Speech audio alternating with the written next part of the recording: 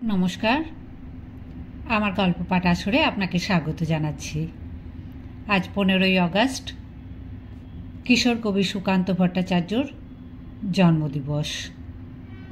আজ এই উপলক্ষে আমার বিশেষ নিবেদন কবির সংক্ষিপ্ত জীবন কাহিনী।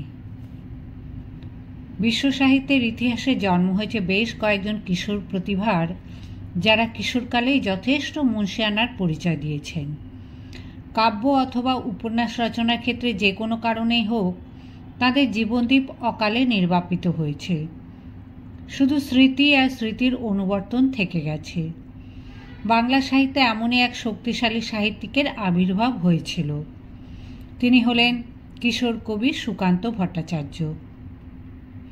1926 খ্রিস্টাব্দের 15ই আগস্ট তারিখে সুকান্তের জন্ম হয়। কলকাতার কালীঘাটে মাতামহের ঘরে তিনি জন্মেছিলেন। সুকান্তের বাবার নাম নিবারণচন্দ্র ভট্টাচার্য এবং মাতার নাম সুনীতি দেবী। বর্তমান বাংলাদেশ ছিল আদি নিবাস, অর্থাৎ পূর্ব বাংলার তদানীন্তন ফরিদপুর জেলার কোঠালীপাড়া গ্রামে। জীবিকার অন্বেষণে পূর্ব কলকাতার বেলেঘাটা অঞ্চলে এসে বসবাস করেন তাঁর পূর্বপুরুষরা। তারা যজমান বৃত্তি অবলম্বন করত, অর্থাৎ বাড়ি বাড়ি গিয়ে পূজা আর্চা করতেন। ছোটবেলা থেকে সুকান্তকে নিয়মিতভাবে লড়াই করতে হয়েছে দারিদ্রতার সঙ্গে। তার মধ্যে অল্প বয়স থেকেই শ্রেণী চেতনার উদ্ভব হয়। সমাজের বুকে বেঁচে থাকা শোষিত বঞ্চিত মানুষের দিকে তিনি অবাক হয়ে তাকিয়ে থাকতেন। তিনি ভাবতেন, কেন এই বৈষম্য বিধাতার রাজ্যে? দুমুঠো অন্নের জন্য কেন কিছু মানুষ উদয়ান্ত প্রাণপাত পরিশ্রম করছে, আর কিছু মানুষ বিলাসী জীবনযাপন করছে পায়ের ওপর পা দিয়ে? কোনোদিন কি এই অন্যায় অত্যাচারের অবসান হবে না? সুকান্তের পড়াশোনার হাতেখড়ি হয়েছিল প্রাথমিক বিদ্যালয়ে। তিনি ছড়া লিখতে শুরু করেন একেবারে 9-10 বছর বয়সে। শব্দেরা তার মাথার ভেতরে চলে আসতো কলম হাতে বসলেই, ভর করত ছন্দ এসে। বই পড়তে সুকান্ত খুবই ভালোবাসতেন। তার মন ভরত না শুধুমাত্র পাঠ্যপুস্তকে। তিনি বিভিন্ন বই নিয়ে আসতেন স্থানীয় লাইব্রেরি থেকে। রামায়ণ, মহাভারত আর পুরাণের গল্প কথা তিনি নিয়মিত মার কাছ থেকে শুনতেন। তাকে ভর্তি করে দেওয়া হয়েছিল বেলেঘাটায় কমলা বিদ্যা মন্দির নামে একটি প্রাথমিক বিদ্যালয়। মন দিয়ে পড়াশোনা করতেন। তার নাম চারিদিকে ছড়িয়ে পড়েছিল মেধাবী ছাত্র বলে। সুকান্ত এবং তার বন্ধুরা প্রকাশ করলেন সঞ্চয় নামে একটি হাতে লেখা পত্রিকার। শিখা নামে অন্য একটি পত্রিকাতেও সুকান্তের লেখা কবিতা তখন ছাপা হয়েছিল। বিবেকানন্দের জীবনী হলো তার লেখা মুদ্রিত প্রথম রচনা, আর সেটি শিখা পত্রিকায় প্রকাশিত হয়। রাখাল ছেলে নামে একটি রূপক গীতিচিত্র রচনা করলেন মাত্র 10 বছর বয়সে। আরও 2টি গীতিচিত্র রচনা করেছিলেন মধুমালতী ও সূর্য প্রণাম নামে। স্থানীয় ক্লাবে এই গীতিচিত্রগুলি অভিনীত হয়েছিল। প্রাথমিক বিদ্যালয়ের শেষ হলো পড়াশোনার পাঠ। এবার বেলেঘাটায় দেশবন্ধু হাই স্কুলে সুকান্ত এলেন। 7ম শ্রেণীতে ভর্তি হলেন। সেখানে গিয়েও সপ্তমিকা নামে একটি হাতে লেখা পত্রিকা প্রকাশ করেন।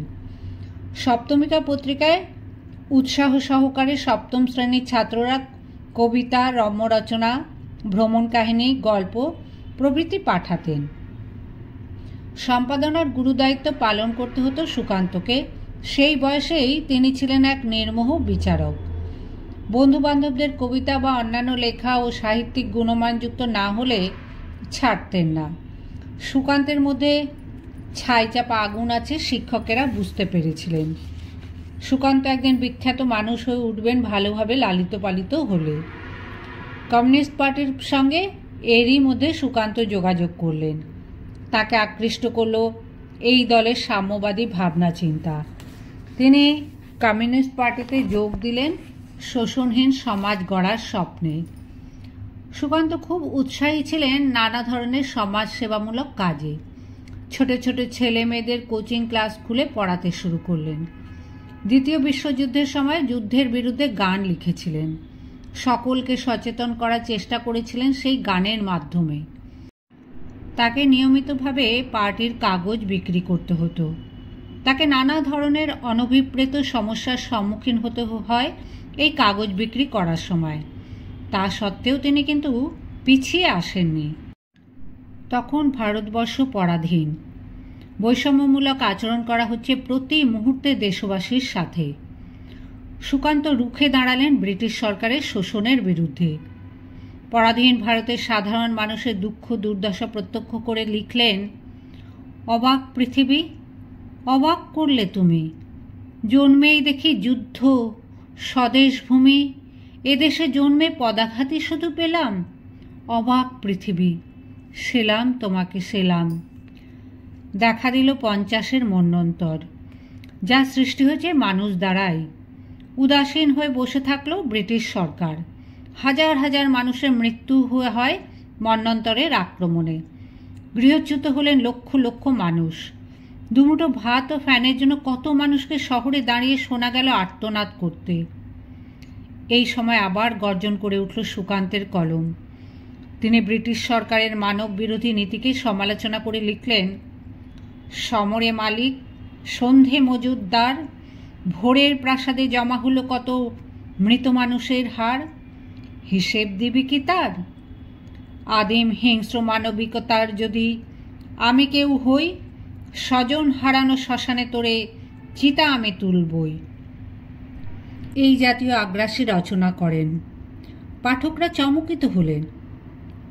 কিশোর কবি সুকান্তকে তারা সাধুবাদ দিলেন। তাকে অনেকে সাবধান করে দিয়েছিলেন। ব্রিটিশের গুপ্ত খাতা ইতিমধ্যেই হয়তো তার নাম চলে গেছে। সুকান্ত ভট্টাচার্য একটি অত্যন্ত শক্তিশালী সংগঠন গড়ে তুলেছিলেন কিশোর বাহিনী নামে। স্ব ইচ্ছায় এই সংগঠনে যোগ দিয়েছিলেন অনেক অবস্থাপন্ন পরিবারের ছেলেমেয়েরা। সুকান্ত স্বাধীনতার আদর্শে এইসব ছেলেমেয়েদের উদ্বুদ্ধ করতেন। স্বাধীনতা হলো কমিউনিস্ট পার্টির দৈনিক পত্রিকা।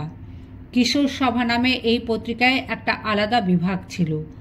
কিশোরদের উপযোগী কবিতা, গল্প প্রকাশিত হতো এই বিভাগে। সুকান্তের ওপর অর্পণ করা হলো এই কিশোর সভার সম্পাদনার দায়িত্ব। খুব একটা সহজ ছিল না এই কাজ। মন দিয়ে পড়তে হবে বিভিন্ন লেখা, ঘষামাজা করতে হবে। সুকান্তের কবিতা প্রকাশিত হতে থাকে কিশোর সভার পাতায় পাতায়। তিনি অসামান্য খ্যাতি অর্জন করেছিলেন রানার নামক কবিতা লিখে। পারিবারিক জীবনে সুকান্তের সুখ শান্তি ছিল না। আর্থিক অনটনের সামনে প্রতি মুহূর্তে দাঁড়াতে হতো। তিনি আপ্রাণ চেষ্টা করেছিলেন স্কুলের গণ্ডি পার হওয়ার জন্য। তাঁর এই স্বপ্ন নানা কারণে সফল হয়নি।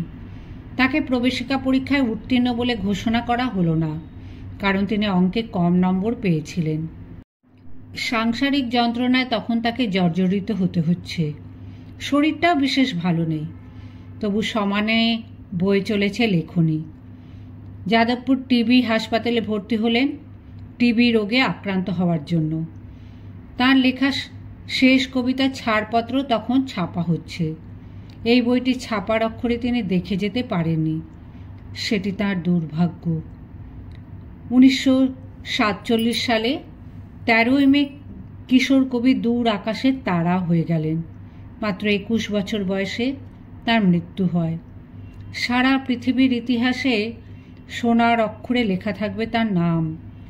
আজও যখন আমরা তার কবিতা পড়ি, তখন অবাক হয়ে ভাবি, ওইটুকু বয়সে এতখানি পরিণতি এলো কি করে।